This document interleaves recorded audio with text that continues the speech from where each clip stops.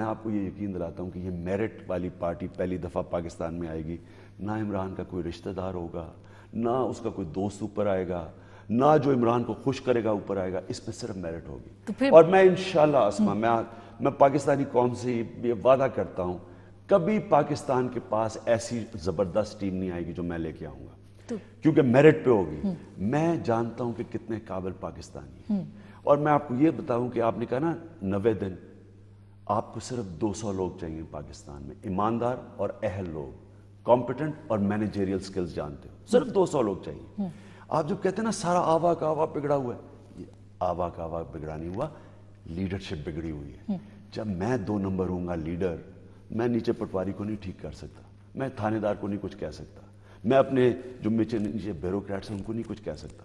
جب میرے پاس میری ٹیم ہی نااہل ہوگی, میرے وہ لوگ جو میرے چمچے ہوں گے, ان کی ٹیم جب ہوگی, وہ کیسے بیوروکریٹ کو بتائیں گے کہ کیا کام کرنا ہے؟ جب آپ اہل ٹیم لے کے آئیں گے, اوپر کمپیٹنٹ ٹیم لے کے آئیں گے, ایماندار لوگ لے کے آئیں گے, آپ کو نہ وہ کرپشن کرنے دیں گے اور نہ وہ کسی کو نیچے جو آپ کے جو بیوروکریٹس ہیں, وہ آئے گا ایک بیوروکریٹ بھی اوپر جو کہ کمپیٹنٹ ہو. تو خان صاحب یہ نئے لوگ نہیں یہ کام کر سکتے؟ بھٹو صاحب جب آئے تھے تو 96% لوگوں کو, نئے لوگوں کو لے کے آئے تھے, اور کھمبے کو انہوں نے ٹکٹ دیا تھا کیونکہ بھٹو صاحب کو یہ یقین تھا کہ وہ انقلاب لا سکتے ہیں اور ان کی لیڈرشپ پہ لوگوں کو یقین ہے. عمران خان کو یہ یقین کیوں نہیں ہے؟ اسما, سب سے پہلے تو آپ نے 96 کا یہ ذرا اس کو چیک کر لیں ذوالفقار علی بھٹو کی, کیونکہ 90% 96% بڑے انہوں نے وہ بھی لوگ لیے تھے ساتھ جو کہ جو الیکٹیبلز تھے.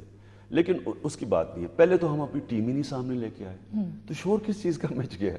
یہ جو 2 پارٹیز ہیں ان کو کس چیز کی مصیبت پڑ گئی؟ ابھی تو ہماری ٹیم تو سلیکٹ کرنی ہے فائنلی پارلیمنٹری بورڈ جس کا چیئرمین عمران خان ہوگا.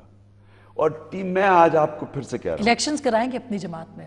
نہیں, وہ تو ابھی بعد میں سٹیج ہے نا, لیکن آپ کو تو میں پہلے تو ٹیم کہ تحریک انصاف کے کون کینڈیڈیٹس ہوں گے.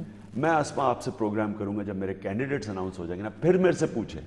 ابھی تو لوگ آ رہے ہیں. دیکھیں پولیٹیکل پارٹی میں آپ دروازے نہیں بند کرتے, کوئی پرائیویٹ کلب نہیں ہے, کوئی NGO نہیں ہے, اس میں لوگ آنے دیں. لیکن جو ٹیم ہم سلیکٹ کریں گے, ہم باقاعدہ اسکروٹنی کمیٹی ہوگی جو کہ چیک کرے گی کہ ان لوگوں کے اوپر جو بھی الزامات آئیں گے وہ چیک کریں گے, اور اس کے اوپر حامد خان اور جسٹس وجیہ زمان بیٹھیں گے. وہ لوگ ہم چیک کریں گے کہ ان کی کسی قسم کا ان کا اور PTI کا جو فیس ہے وہ ایک ہی ہو. ہم یہ نہیں ہونے, میں آپ کو یقین دلاتا ہوں کہ ہم وہ حلقہ خالی چھوڑ دیں گے جدھر سے ہمیں ٹھیک کینڈیڈیٹ. کیا آپ کو یقین ہے کہ اس وقت پہ آپ کو ISI کے سیلوں سے, جو الیکشن سیل ہیں وہاں سے کالز نہیں آئیں گی؟ پاکستان میں بڑے انجینئرڈ الیکشنز بھی ہوئے ہیں, کیا آپ مان لیں گے ان کی کالز کو کہ اس کو ٹکٹ دے دو, اس کو نہیں دو, اس کو ہم جتوا دیں گے, اس کو نہیں ہروا دیں گے؟ مان لیں گے آپ؟ مجھے یہ بتائیں, ISI اسٹیبلشمنٹ امریکہ اس انسان کو کیا دے سکتے ہیں جس کی قیمت کوئی نہیں ہے؟ مجھے یہ بتائیں, مجھے کس چیز سے وہ خرید سکتے ہیں؟ اگر میں یہ سمجھتا ہوں کہ میں اپنا ایجنڈا امپلیمنٹ نہیں کر سکتا, مجھے پاور چاہیے ہی نہیں ہے. مجھے اللہ نے کس چیز کی کمی دی ہے؟ کوئی میری روزی ہے, کوئی میں نے فیکٹریاں بنانی ہے آ کے, کوئی میں نے NRO لینا آ کے پاور میں, مجھے کس چیز کی ضرورت ہے؟ تو اگر تو میں وہ ٹیم نہیں لا سکتا اور کوئی مجھے روک رہا ہے اس آنے کی. یاد رکھیں میں کرکٹ کا واحد کیپٹن ہوں پاکستان کی تاریخ میں جس نے 2 دفعہ ریزائن کر دیا کیپٹن سے کہ جب انہوں نے مجھے ٹیم نہیں دی. میں نے کہا اس ٹیم سے میں میچ نہیں جیسے میں ریزائن کر رہا ہوں. یہ کبھی ہوا ہی نہیں ہے. اگر میں سنسیئر ہوں اپنے کاز سے اور پاکستان کے لیے, اور مجھے کوئی راستے میں رکاوٹ پیش کر رہا ہے, وہ مجھے ٹیم دے رہا ہے یا مجھے اپنا ایجنڈا امپلیمنٹ کرنے کے لیے نہیں دے رہا ہے, میں یہ نہیں کروں گا کہ میں امریکہ کے پاس بھاگا جاؤں گا جس طرح شہباز شریف گئے کہ جی وہ ہمیں بچا لو جی فوج سے, یا پھر ابھی یہ جو میمو گیٹ ہے کہ جی ہمیں فوج سے بچا لو. میں عوام کے پاس واپس جاؤں گا, اگر عوام مجھے مینڈیٹ دیتی ہے میں آؤں گا, نہیں تو میں باہر اپوزیشن میں چلا جاؤں گا. دیکھیں نا, اگر میں ذات کے لیے پالیٹکس نہیں کر رہا, میری کوئی قیمت نہیں ہے. صحیح, درست بات ہے. ناظرین, ذات کے لیے پالیٹکس بھی نہیں ہے, ایجنڈا بھی وسیع تر ہے, خواب بھی بہت بلند ہیں اور خواب دکھائے بھی بہت جا رہے ہیں, لیکن سول ملٹری ریلیشن شپ کیا ہوگا اگر عمران خان وزیر اعظم بنتے ہیں؟ پالیسیز کیا بنائیں گے؟ کیا فوج کے نیچے کام کریں گے یا فوج کے اوپر؟ ایک چھوٹی سی بریک, ملتے ہیں بریک کے بعد. یہ جو آپ کہتے ہیں نا عمران خان کو اسٹیبلشمنٹ لے کے آئیے, عمران خان کو تو کوئی نہیں لے کے آیا, لیکن نواز شریف کو تو اسٹیبلشمنٹ لے کے آئی. ایاز امیر صاحب یہ کیوں کہتے ہیں کہ آپ کو جنرل کیانی کا روحانی پیشوائی کی ہے؟ ان کا اشارہ کیا ہے, کیوں ہے ایسے؟ ایاز امیر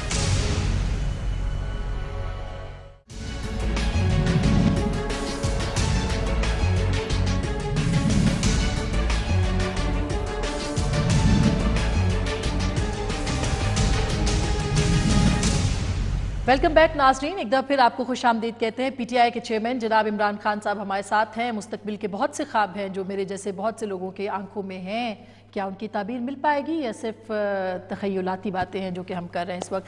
खान साहब, आपने कहा इस्लामी फलाही ममलिकत आप बनाएंगे, 62 वर्षों में ये क्यों नहीं बन सकी?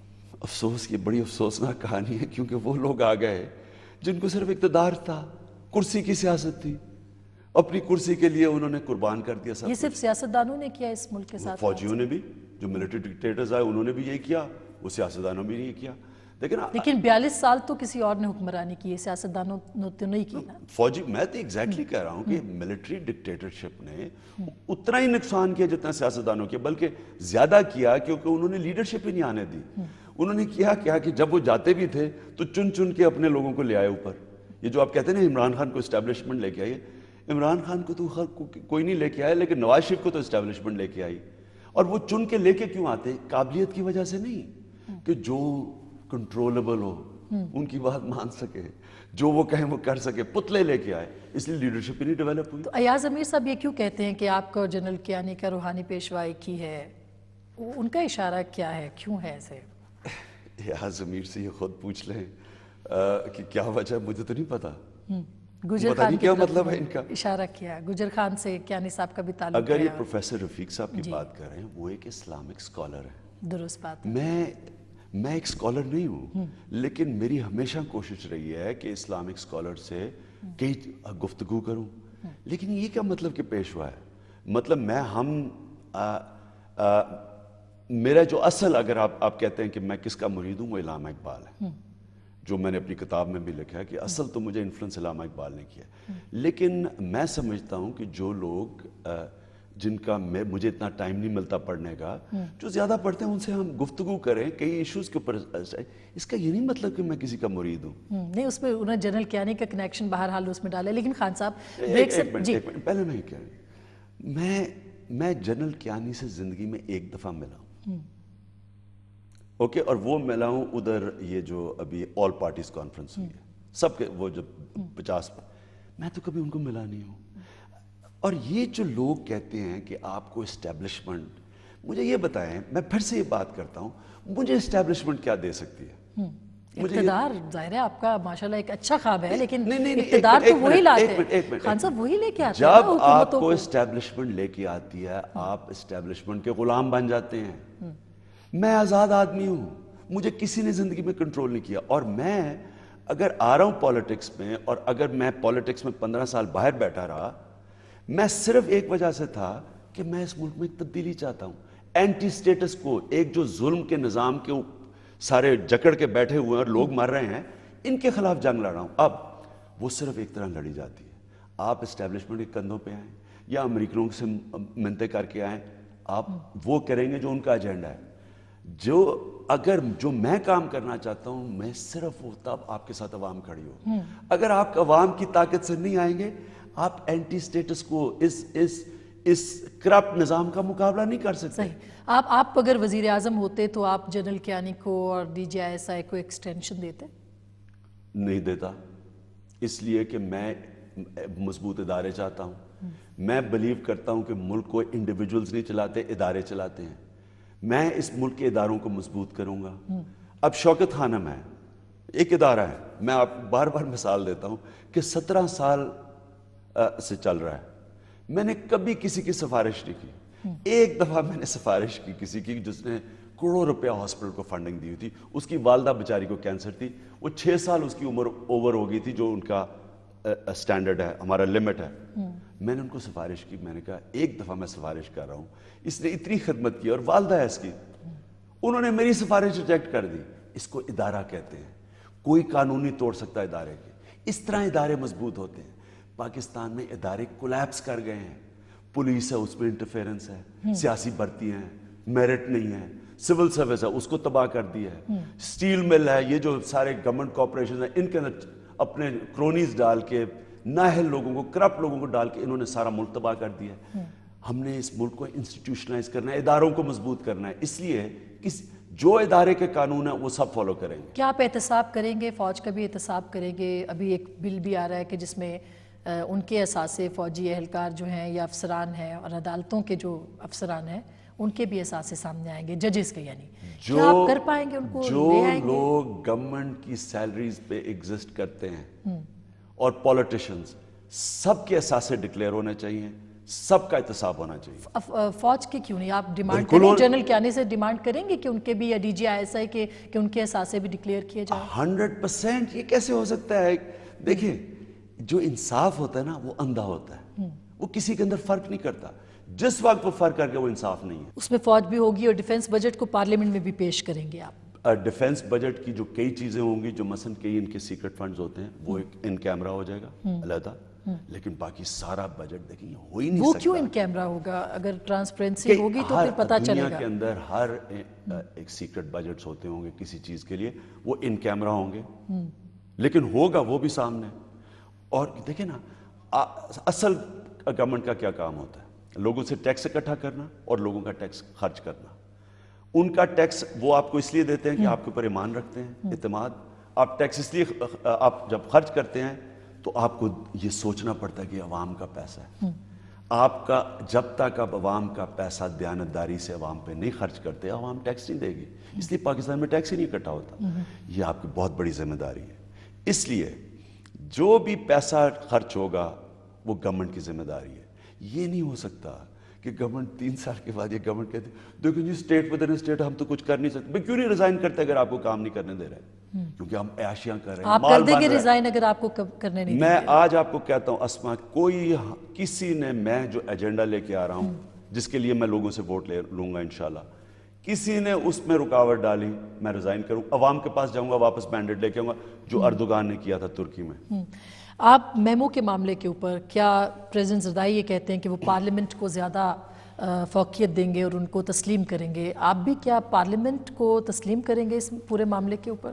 میں زرداری صاحب سے دوسری بات پوچھتا ہوں کہ اگر آپ کو کوئی فکر نہیں ہے تو کیوں نہیں عدالت کے پاس جانے جاتے؟ اگر آپ کو این آر او سے کوئی فکر نہیں ہے کیوں نہیں عدالت کے پاس جانا ہے؟ کیوں نہیں سوئس کو کہتے کہ کیس دیں؟ آپ جو روک رہے ہیں عدالتوں کو، اسی سے ہی آپ ثابت کر رہے ہیں کہ دال میں کچھ کالا ہے۔